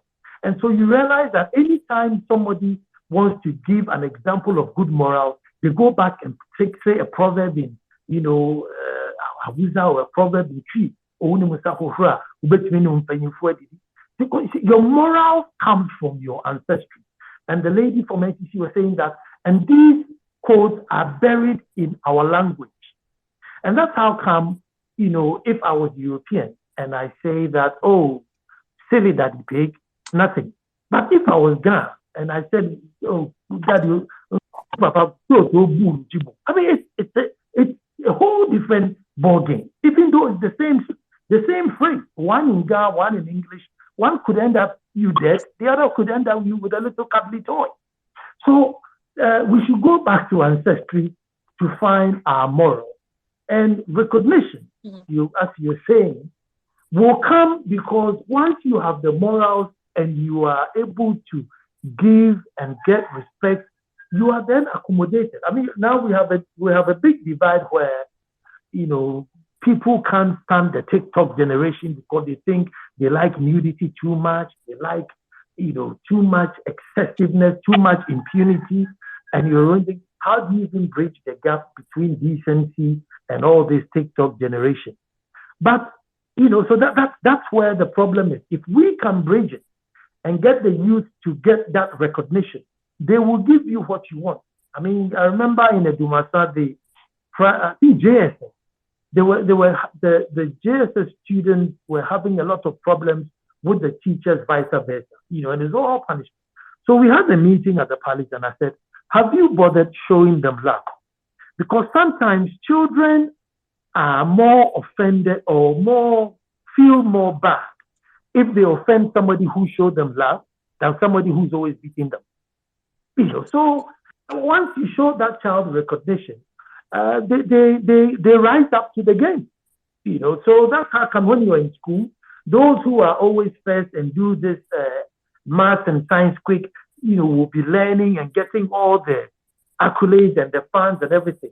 And those who are creative and not academic tend up, doing drugs and everything. They also want to be recognized. We don't care whether it's positive or negative. They also need recognition. So they go to the extreme end and do things, improper dressing, jumping from the school wall, but he also gets his recognition because he's not going to just come and go without, being noticed. So let's bring back these morals.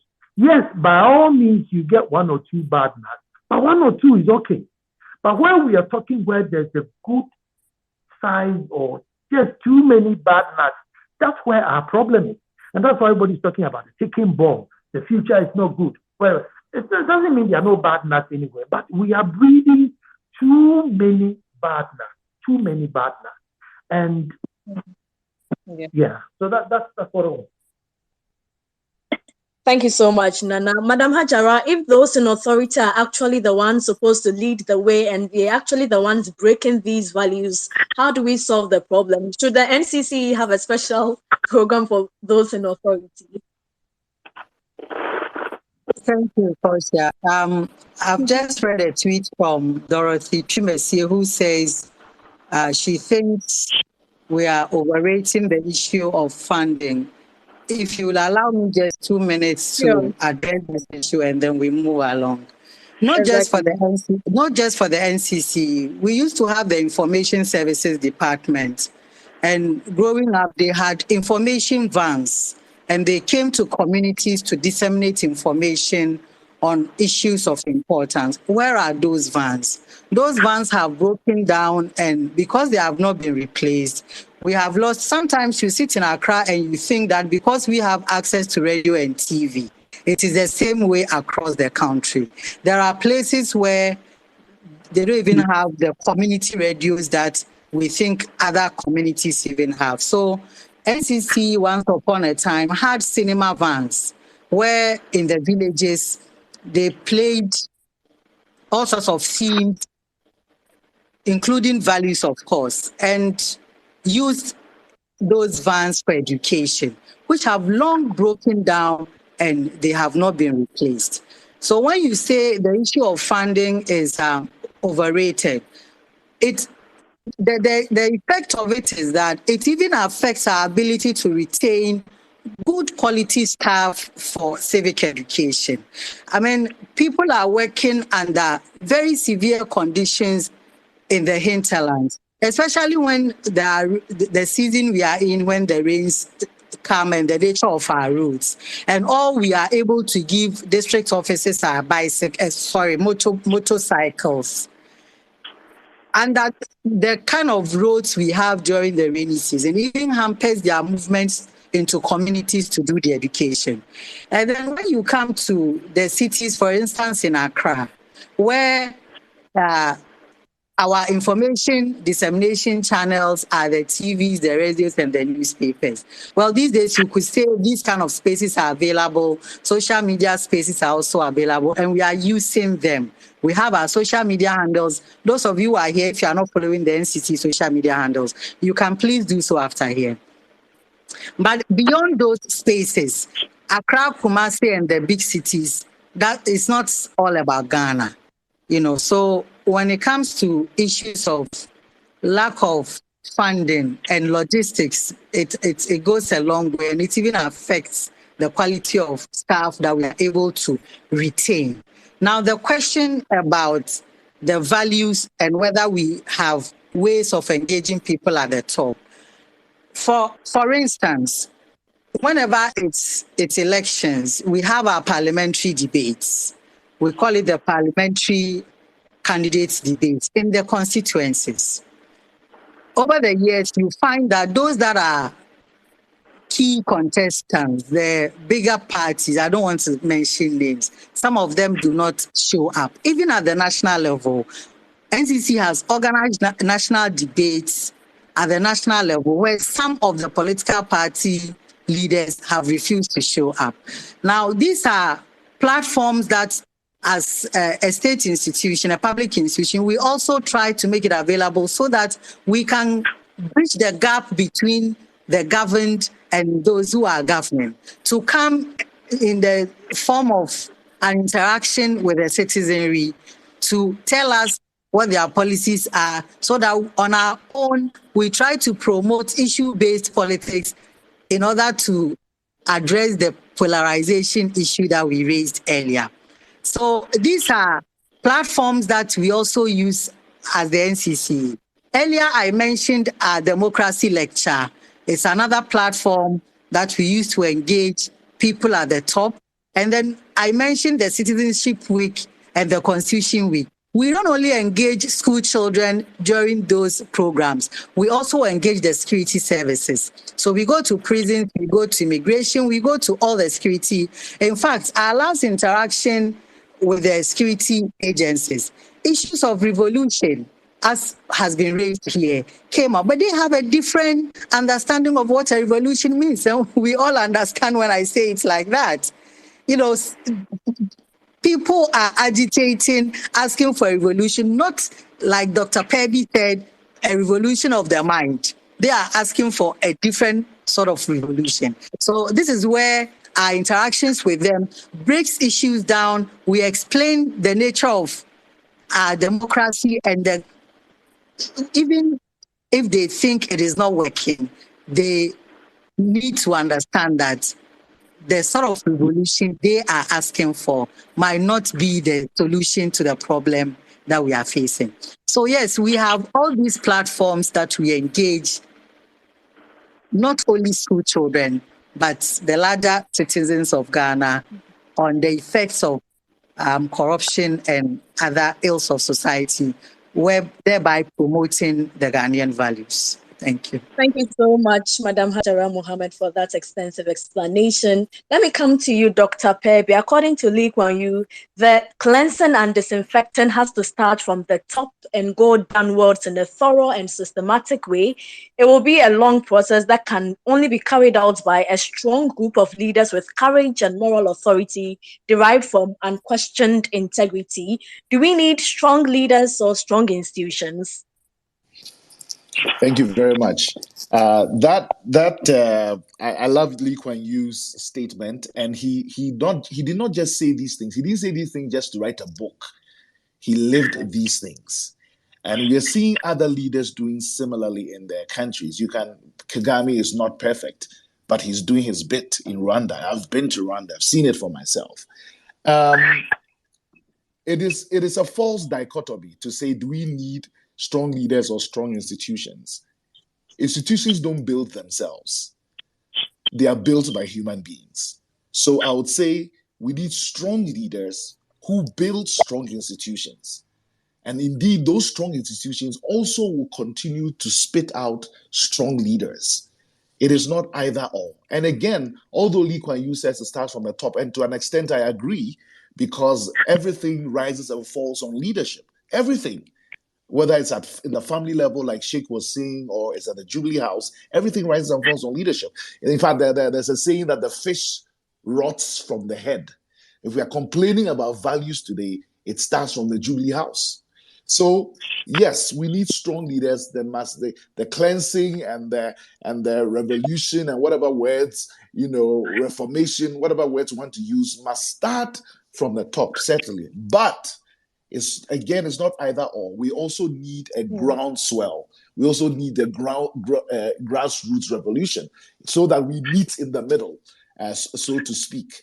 That's the way I see it. But really, such discussions of values must continue in Ghana. Well done, the compact and all of us, because we keep talking. People think that, talk is not cheap. Words have life. Words have consequences. Ideas have consequences. So as we keep and have conversations, the next thing we know is now music, it's about poetry. We are seeing it here on Independence Day. We are here. It will begin to strike on the radar, particularly the all-binding value of integrity. It really needs to be ingrained in every stratum, every segment of our leadership life, because really societal values determine. Hello. Did you lose me?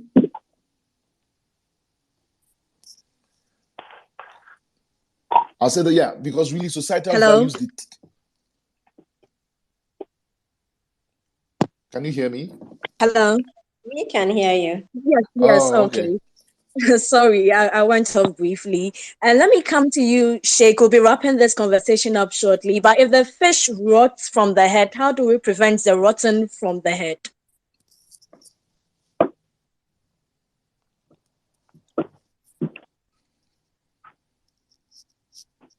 Sheikh Amiel. I like the point made by Dr. Pebby, trying to harmonize between the two concepts of strong leaders and strong institutions. I think that the process of building strong institutions itself requires the involvement of strong leaders. And I think that leadership is about, as somebody has said, it's about, visualizing a better future, and also in itself represent a certain kind of ability. So leadership is cause, on all other things are effects. So once the leadership goes wayward, in terms of ideation, in terms of policies, in terms of implementation of things, then the rot will descend to the base of the triangle.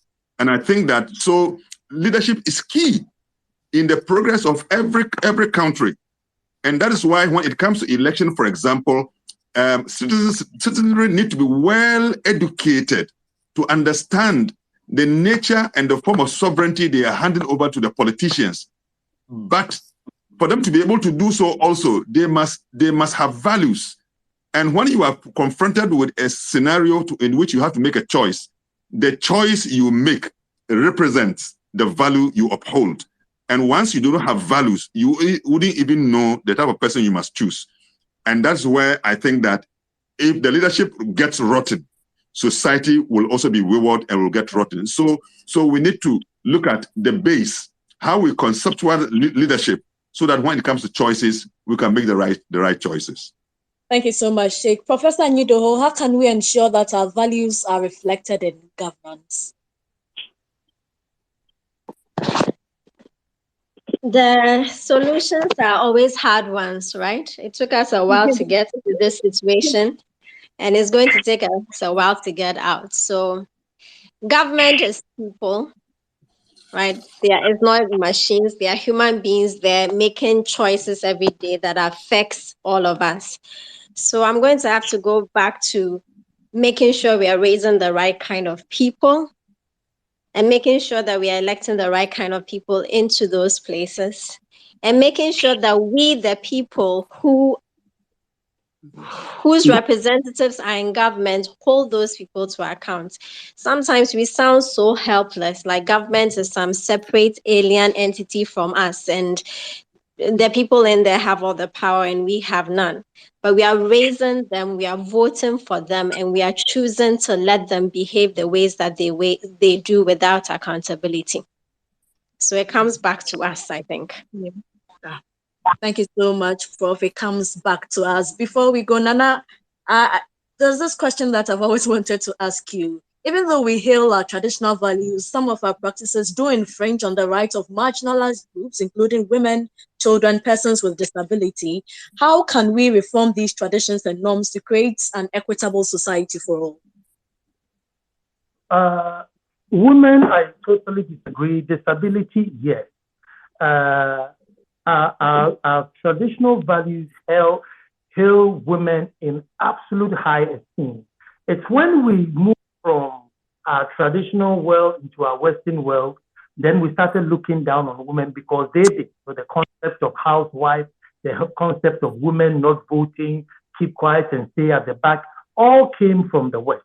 By that time, here in Africa, we had Mbrewetia, we had the Queen Mother, who were powerful people, Nana Dukia, Yasantua. They were all powerful women who were held in high esteem here. Disability, yes, and that comes out of our fear of shame. So in every virtue comes with this disadvantage. So there were families where if somebody had a disability, you hide that person because if your sister was going to get married, they'll say, hey, don't go get married because he has a brother that has a mental problem, so they have mental issues in the house, and therefore they used to hide people. So yes, as for that, I think culturally we must really change because science has now proven the point. Once upon a time, albinism didn't go near cheese and politics. Today, I don't. If somebody's an albinism, I know why the person's albinism. So if my 400-year-old grandfather was scared of somebody who had albinism, I shouldn't be scared. And I shouldn't look at him because he at the time, he didn't understand why this person was different from everybody else. And just like today, I'm sure if somebody came into my palace and said I have Ebola, I'll jump out of the window. 400 years from today, they may have a cure, and somebody will come and say I have Ebola, and it will be nobody's business. So yes, sometimes we are too slow to change with regards to tradition. But in terms of our tradition holding our progress, many of them have been corrupted. They are not our tradition. We borrow it and claim it ours. Things like witch camp, witches. Witches are not an African thing. We borrowed it from the West. How today it is so endemic in us, you think we invented witches. No, we've always been scared of the after-death, ghosts. But we inherited the fear of witches and the black cat and the flying woman and all these things, which has now become us. So many of the things which we blame on tradition, wasn't our tradition. We just borrowed it. Thank you so much, Nana. There's a question from Kakra. He says that right now there's a feeling of despondency when trying to do good. So most, not all, join the corrupt. I'm not saying our initiative won't work for the younger generation, but we are fighting an uphill battle if we don't fight this from the top as well. And he's asking the thought of our speakers. I don't know who wants to take this up to answer Kakra's question. Wiala? Please, the question again. Yeah, Kakra is saying that there's a feeling of despondency when trying to do good. So most people join the corrupt people. And he's saying that, are we not fighting an uphill battle? Is this not difficult for us if we don't fight this from the top as well? Kakra, this is why I said earlier on, whatever we celebrate is what is going to trend. That is the thing for now. There are so many people doing good, but they are not getting enough exposure and endorsement. And yes, this is who we are when it comes to moving forward. A lot of us are more interested in things that are not around that kind of area. So Kakra is right for asking his question. If only we celebrated the good deeds, the reality, the things that we do that are good, like the really good things, we pay attention, celebrate, award, bring to light, and award people for being honest, for being patriotic, for standing up against corruption, for taking the bullet for your country.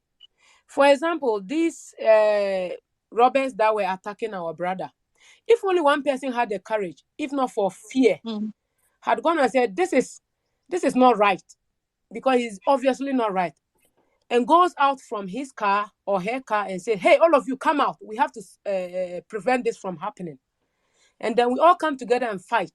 In the end, Ghana will stand tall. But hey, at the end of the day, you do good, so much good. It's very obvious. So many good things are happening. But for some reason, whether it is our brain or we have been designed in our brain to think the good is boring and the ugly or the bad is more exciting, because then we can all go and throw stones at that person and say ridiculous things. So yeah, that is my answer to these questions. We have to really change our mentality, our behavior and attitude, and do the right thing when it's necessary. And how many of us are even ready to take a bullet for Ghana, defend the good name of Ghana? How many of us? I throw this question to all of us. Thank you so much, Riala. Who is ready to take a bullet for Ghana? Dr. Pebi, would you answer Kakre's question, especially the part where he says that there's a feeling of despondency when trying to do good, so many people will join the corrupt, in the case where the whistleblower is termed as the corrupt one? Yes, and again, that itself goes back to what do we value. Because you see, our values determine our behavior, but what is feeding our values is our beliefs. And what is feeding our beliefs is our worldview. And so, for example, if you have a worldview that there's an afterlife, whether it's a traditional worldview like Nana may have, that there's we don't just die and disappear. There's an afterlife. And what happens there is determined by how we live now. Then it doesn't matter how despondent you get. You pick yourself up. It doesn't matter. You wouldn't, part of the destroying of our rivers and, killing our people and corruption, etc. is because of a worldview that and when, you eat and drink and die, that's finished. No. But if you know this, so we need to go back, all of us, to our worldview, and ask ourselves, what do we really believe? Is this the end of life? You get rich or you're poor and die, that's it. Because when we believe that there's actually a reward in this life, we are going to be judged for what we do, whether good or bad. But even in the afterlife, there is such judgment as well. The major religions believe that. And then let's live it, if that's what we believe. So my brother, don't get despondent. We need to get to a point where we come to a point where we say, I believe in this. Even if everybody does not, I will still believe in this. I'm willing to not just live for these values, I am willing to die for them. That's what Nelson Mandela said, if you remember, in that famous trial.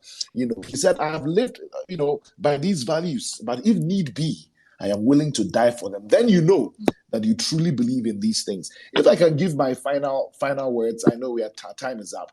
I want to just emphasize again that you don't need bombs and bullets to destroy a country. Although it's less dramatic, a definite way to destroy Ghana without bombs and bullets is by eroding the very values that birthed the nation. Slowly but surely, just like water can eat at a stone. So, Primamu says in English, whether or not this nation prospers clearly depends on the character of the citizens. So societal values determine what people consider good or important, and this informs how we act. What makes a nation great and strong, ultimately, is two things. It's the people and their values. We need these values in every sphere of our lives, every sector of society, at every level, from the street junction to the Jubilee House. And I want to end with a John Gardner quote, because it must be everywhere, every level.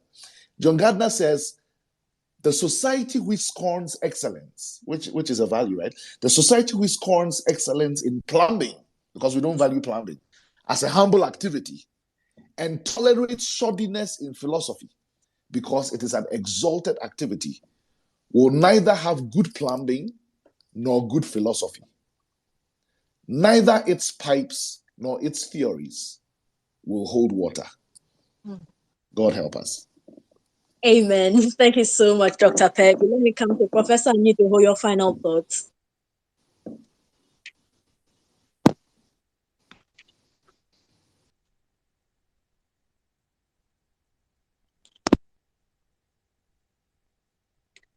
Prof, you have to unmute.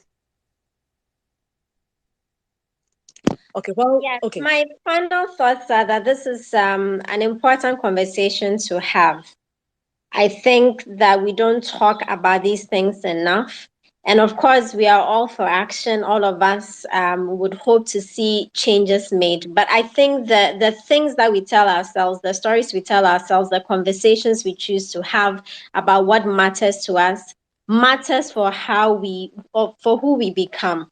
So for those who might think this is just a lot of talk, that talk is important. The things that we hear, the things that we imbibe make a difference for how we think. So I think this is a very good start. I want to thank the Compact for this conversation and for the actions that they're also taking to help us all build the Ghana that we want. Thank you so much, Bob. Sheikh Shaibu, your final thoughts. The erosion of our values is causing a lot of hurt and harm to our society, and it's affecting the very soul of our country. And that is why you can see that all of us here are raising this concern. And it's clear to almost everybody that things are not well. In the midst of plenty, we are poor, we are suffering. We are told that we've gone to IMF for the 17th round. And we are Ghanaians, and we know we have all that it takes to be a very prosperous country. So I want to say that custodians of our values must remain fearless and resolute to talk about the ills of our society. And I mean our chiefs, who are repositories of our traditional values, our imams and our pastors and our bishops, our state institutions that have been established to really promote our values must be well supported so they can do their work very, very well. We must reward integrity. We must not, deride people who come out to really say things that are good for the nation. We must reward integrity so that the young people will see that they can live not for themselves alone, but they can live for society and be praised for what they have been able to do. Elderly people must think about the best of legacies they can live, so that even after their lives, they will be eulogized for the good things that they have done. I think if we do so, we will still make some progress. Thank you. Thank you so much, Sheikh. Riala, your final thoughts. My final thoughts will be, please, all Ghanaians that are well-to-do, and it wouldn't take you anything from supporting your brother, your sister, for that matter, an up-and-coming talent in whichever areas of their endeavors or talent. Support them without expecting too much from them, because they are young people. They might make mistakes, but guide them, support them, because you are patriotic, you love your country, and you want the good name of Ghana to go out there as well. And for the sake of peace, love, and unity, it doesn't matter whether they are religiously affiliated to you, religiously, wherever they are coming from any part of Ghana. I have learned something touring Europe, that they support their own because they know when they are no more, whatever love and support they give to the up-and-coming ones, they will give it back to their own great-grandchildren or their children. For that matter, they are willing to die to protect the good name of their country, dignity, love, and for a good purpose. So Ghanaians, please, let's do same. Thank you very much.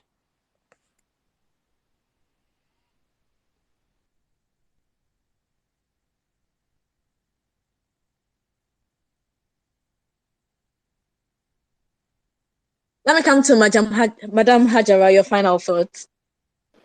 Thank you very much, Portia. I want to end by telling Kakra that we should stand for what is right, even if it means standing alone. And to conclude, I want to say that we need to work on changing mindsets and attitudes. And as a commission, we believe that civic education is a shared responsibility. That is why these kind of collaborations with institutions, we don't take it for granted. So I'd like to thank the Compact and then encourage, like I said from the beginning, that when we are finalizing the Compact, we should add as part of our advocacy the inclusion of civics as part of our educational curriculum. It will go a long way to help us solve some of the value issues that we are faced with. Thank you very much. Thank you so much. Finally, Nana, your final thoughts.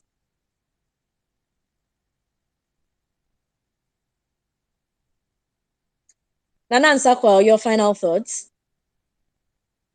Well, thank you all so much. From our conversation, it's been a fruitful one. What I've learned is that what makes a nation great and strong ultimately is its people and their values, and societal values determine what people consider good or important, and this informs how we all act. We've also learned a lot with regards to leadership. We must tackle it from the root cause, and our leaders must also set good example. We need strong institutions in Ghana as well as strong people to man these strong institutions, and our religious leaders must also do well. If we want to promote good values, let's start young. There's a saying that catch them young and they'll be yours forever. Let's start with the children. Let's promote civics in schools as well, because civic education is a shared responsibility by all. Thank you so much for joining us for this all important conversation.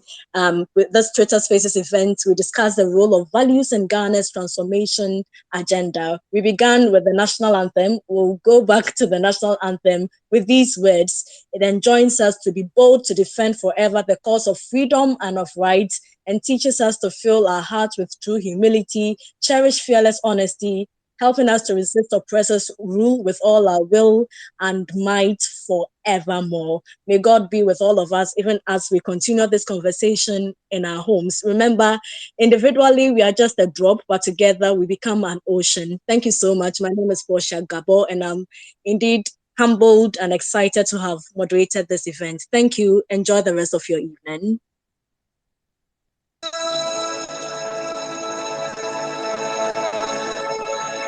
Yanara Sassani, airport in my Mutana no Shagun at it to my Edumene was so say a pay piazza so Ningan was so good to crown in as a making Eddie Bramu, the Mamaya Sassiko, to say.